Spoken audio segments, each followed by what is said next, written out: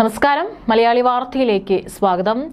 ഇസ്രായേലിലെ നീക്കം അത് ഇപ്പോൾ അന്താരാഷ്ട്ര നിയമവിരുദ്ധമായിട്ടാണ് പല പ്രവൃത്തികളും നടന്നുകൊണ്ടിരിക്കുന്നത്. പക്ഷെ എന്നിരുന്നാലും തങ്ങളുടെ രാജ്യത്തിന്റെ സമാധാനമാണ് ഇനി വലുത്.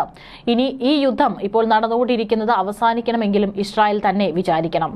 ഖത്തർ അടക്കം മധ്യസ്ഥ ചർച്ചയിൽ നിന്ന് പിന്മാറിയതോടെ എന്താകും ഇനി ഗാസയിലെയും അതുപോലെ തന്നെ ഇസ്രായേലിന്റെ അടുത്ത നീക്കം എന്നുള്ള ആകാംക്ഷയും ആശങ്കയുമാണ് ലോകരാജ്യങ്ങൾക്കെല്ലാം തന്നെ ഒരുപോലെയുള്ളത്. കഴിഞ്ഞ ആഴ്ച ഇസ്രായേൽ നടത്തിയ അത്യപൂർവമായ ആക്രമണത്തിൽ നിയമ നടപടി സ്വീകരിക്കാൻ ഖത്തർ ഒരുങ്ങുകയാണ്. കൃത്യമായി തന്നെ ഖത്തർ തങ്ങളുടെ നിലപാട് അറിയിച്ചിട്ടുണ്ടായിരുന്നു. ഏതായാലും ഖത്തറിനെതിരെയുള്ള ഈ ഒരു ആക്രമണം യാതൊരു തരത്തിലും അതിനെ അംഗീകരിക്കാൻ സാധിക്കില്ല എന്നാണ് GCC രാജ്യങ്ങളടക്കം നിരവധി രാജ്യങ്ങൾ ഖത്തറിന് പിന്തുണ അറിയിച്ചുകൊണ്ട് രംഗത്ത് വന്നപ്പോൾ പറഞ്ഞിരിക്കുന്നത്. ഏതായാലും ഒരു ദിവസം കഴിയുന്തോറും ഖത്തർ കൂടുതൽ നടപടികളിലേക്ക് കടക്കുകയാണ്. ഇപ്പോൾ അന്താരാഷ്ട്ര ക്രിമിനൽ കോടതി പ്രസിഡന്റുമായി, അതായത് ICC പ്രസിഡന്റുമായി കൂടിക്കാഴ്ച നടത്തിയിരിക്കുകയാണ് ഖത്തർ. ഖത്തറിനെതിരായ ഇസ്രായേലിന്റെ ആക്രമണത്തിന് ഉത്തരവാദികളായവർക്ക് കൃത്യമായ ശിക്ഷ ഉറപ്പാക്കാൻ ലഭ്യമായ എല്ലാ നയതന്ത്ര മാർഗങ്ങളും തേടുന്നതിനിടെ എമിറേറ്റ്സിന്റെ മുഖ്യ മധ്യസ്ഥനായ മുഹമ്മദ് അൽ ഗുലൈഫി ബുധനാഴ്ച ഹേഗിൽ ICC പ്രസിഡന്റ് ജഡ്ജി ടൊമോക്കോ അക്കാനയുമായിട്ടാണ് കൂടിക്കാഴ്ച നടത്തിയിരിക്കുന്നത്. ഖത്തർ ഉദ്യോഗസ്ഥർ തന്നെയാണ് ഇതിന്റെ കൂടുതൽ വിശദാംശങ്ങൾ പുറത്തുവിട്ടിരിക്കുന്നത്. ഹമാസിന്റെ ഉന്നത നേതൃത്വത്തെ ലക്ഷ്യം വെച്ച് ഖത്തർ തലസ്ഥാനമായ ദോഹയിലേക്ക് ഇസ്രായേൽ ആക്രമണം നടത്തിയെന്ന വാർത്ത ലോകത്തെ കുറച്ചൊന്നുമല്ല ഞെട്ടിച്ചിരിക്കുന്നത്. അതുകൊണ്ട് തന്നെയാണ് ഖത്തറും പല നീക്കങ്ങളും കടുപ്പിച്ചിരിക്കുന്നത്. ഹമാസ് നേതൃത്വത്തെ ഉന്മൂലനം ചെയ്യാനായി ഏതറ്റം വരെയും പോകുമെന്ന് ഇസ്രായേൽ പലതവണ തെളിയിച്ചിട്ടുണ്ടെങ്കിലും ഖത്തർ ആക്രമണം ആരുടെയും പ്രവചനത്തിൽ പോലും ഉണ്ടായിരുന്നില്ല. പക്ഷെ ഇതോടുകൂടെ നടുങ്ങിയിരിക്കുകയാണ്. അതുകൊണ്ടാണ് തിരക്ക് പിടിച്ച പല നീക്കങ്ങളും നടന്നുകൊണ്ടിരിക്കുന്നത്. കഴിഞ്ഞ ആഴ്ച നടന്ന മാരകമായ ഇസ്രായേൽ ആക്രമണം ഖത്തർ ആസ്ഥാനമായുള്ള പാലസ്തീൻ തീവ്രവാദ സംഘടനയായ ഹമാസിന്റെ നേതാക്കളെ ലക്ഷ്യം വെച്ചുള്ളതായിരുന്നു. ഇത് സുരക്ഷയ്ക്കായി അമേരിക്കയെ ദീർഘകാലമായി ആശ്രയിക്കുന്ന ഗൾഫ് രാജ്യങ്ങളിൽ കുറച്ചൊന്നുമല്ല ഞെട്ടലുണ്ടാക്കിയത്. 2012 മുതൽ അമേരിക്കയുടെ അനുഗ്രഹത്തോടെ ഖത്തറിൽ ആതിഥേയത്വം വഹിക്കുന്ന തങ്ങളുടെ രാഷ്ട്രീയ ബ്യൂറോയിലെ ഉന്നത ഉദ്യോഗസ്ഥർ ആക്രമണത്തിൽ നിന്ന് രക്ഷപ്പെട്ടുവെങ്കിലും ഖത്തറിന്റെ ആഭ്യന്തര സുരക്ഷാ സേനയിലെ ഒരു ഉദ്യോഗസ്ഥരുൾപ്പെടെ 5 അംഗങ്ങൾ കൊല്ലപ്പെടുകയും ചെയ്തിരുന്നു. ഇസ്രായേലിന്റെ ആക്രമണം നിയമവിരുദ്ധമെന്നും അത് അന്താരാഷ്ട്ര മാനുഷിക നിയമങ്ങളുടെ ഗുരുതരമായ ലംഘനമാണെന്നും ഖത്തർ കൂട്ടിച്ചേർക്കുന്നു.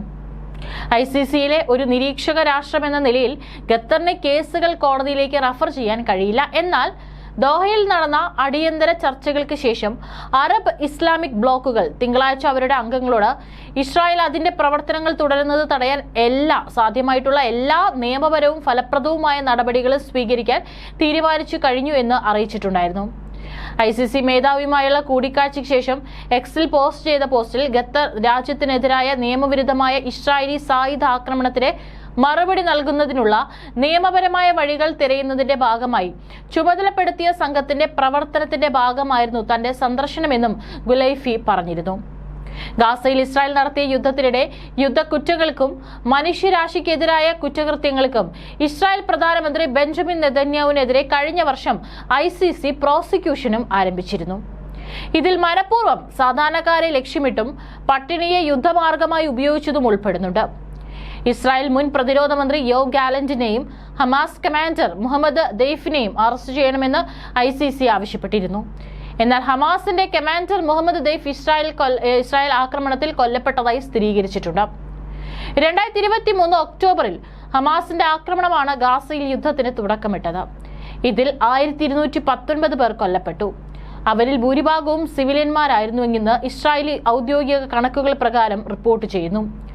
ഐക്യരാഷ്ട്രസഭ വിശ്വസനീയമെന്ന് കരുതുന്ന പ്രദേശത്തെ ആരോഗ്യ മന്ത്രാലയത്തിന്റെ കണക്കുകൾ പ്രകാരം ഇസ്രായേലിന്റെ പ്രതികാര നടപടിയിൽ കുറഞ്ഞത് 65,141 പേർ കൊല്ലപ്പെട്ടു.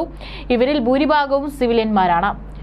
അതേസമയം ഇസ്രായേൽ മറ്റു പലതുകൂടി ലക്ഷ്യം വെക്കുന്നുണ്ട് എന്നുള്ള സൂചനകൾ കൂടിയാണ് പുറത്തുവരുന്നത്. മൊസാദ് ഡയറക്ടർ ഡേവിഡ് ബാർണിയ പറഞ്ഞ വാക്കുകൾ ഇപ്പോൾ ഇറാന് നേരെയാണ്. കുറച്ചു ദിവസങ്ങളായിട്ട് ഇറാൻ ഒന്ന് ഒതുങ്ങിയിരിക്കുകയാണ്. ഇപ്പോൾ മൊസാദ് മേധാവി പറയുന്നത് ടെഹ്റാനിൽ ഇതുവരെ ഉപയോഗിക്കാത്ത പലതരം തന്ത്രങ്ങൾ ഇപ്പോഴും അവിടെ തന്നെയുണ്ട്. ഞങ്ങൾ വിജയിച്ചു, ഞങ്ങൾ തുടർന്നും വിജയിക്കും.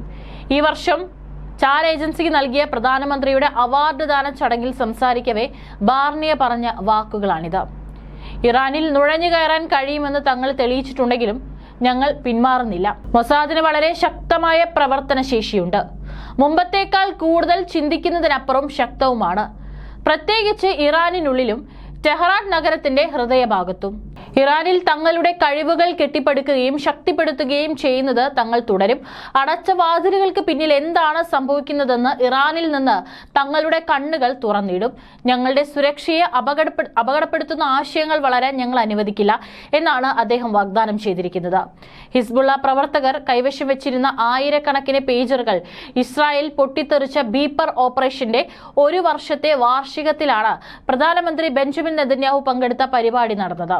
അതായത് ഈ വാക്കുകളിൽ നിന്നും ഒരു കാര്യം വ്യക്തമായി: ഇറാനിലും ഇസ്രായേൽ ചാരന്മാർ വളർന്നുകൊണ്ടിരിക്കുകയാണ്. തല പൊക്കിയാൽ തീർക്കുമെന്നുള്ള കൃത്യമായ സന്ദേശമാണ് ഇതിൽ പറഞ്ഞു വെക്കുന്നത്.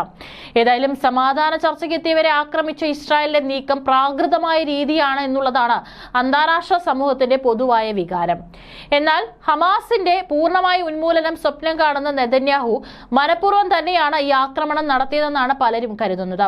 സമാധാന ശ്രമങ്ങൾ ഹമാസിനെ സമ്പൂർണ്ണമായി ഇല്ലാതാക്കാനും ഗാസ പിടിച്ചെടുക്കാനുമുള്ള തന്റെ ലക്ഷ്യത്തിന് തിരിച്ചടിയാവുമെന്ന് കണക്ക് കൂട്ടിയാണ് അതില്ലാതാക്കാനായി ഖത്തറിൽ ആക്രമണം നടത്താൻ നെതന്യാഹുവിനെ പ്രേരിപ്പിച്ചതെന്നാണ് വിലയിരുത്തപ്പെടുന്നത്.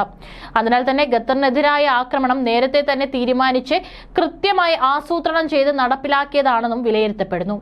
ഇത്തവണ അന്താരാഷ്ട്ര നിയമങ്ങളെല്ലാം ലംഘിച്ച് സമാധാന ചർച്ചയ്ക്ക് നേരെ വന്നവരെ ആക്രമിച്ചത് ആരും പിന്തുണയ്ക്കാൻ സാധ്യതയില്ല. പാലസ്തീന് പിന്തുണ പ്രഖ്യാപിക്കുന്നതിന്റെ തൊട്ടടുത്ത് വരെ എത്തിയ ബ്രിട്ടനും ഫ്രാൻസും ഉൾപ്പെടെയുള്ള യൂറോപ്യൻ രാജ്യങ്ങളെ ഈ സംഭവം കൂടുതൽ പാലസ്തീനുമായി അടുപ്പിക്കും. എന്നാൽ നിലവിൽ യുദ്ധഭൂമിയായി മാറിയ ഗാസയിലെ സ്ഥിതിയിൽ മാറ്റമുണ്ടാകില്ല എന്നുള്ളതാണ് ഈ ആക്രമണത്തിന്റെ ഏറ്റവും ഇരുണ്ട വശം. സമാധാന ശ്രമങ്ങളെല്ലാം ഇല്ലാതാവുന്നതോടെ ഗാസയിലെ സ്ഥിതി കൂടുതൽ രൂക്ഷമായിക്കൊണ്ടിരിക്കുകയാണ്. അതോടൊപ്പം അറബ് രാജ്യങ്ങളുമായി അമേരിക്കയ്ക്കുള്ള ബന്ധത്തെയും കാര്യമായി ഈ സംഭവം അത് ബാധിക്കുമെന്നുള്ള കാര്യത്തിൽ യാതൊരു സംശയവും വേണ്ട.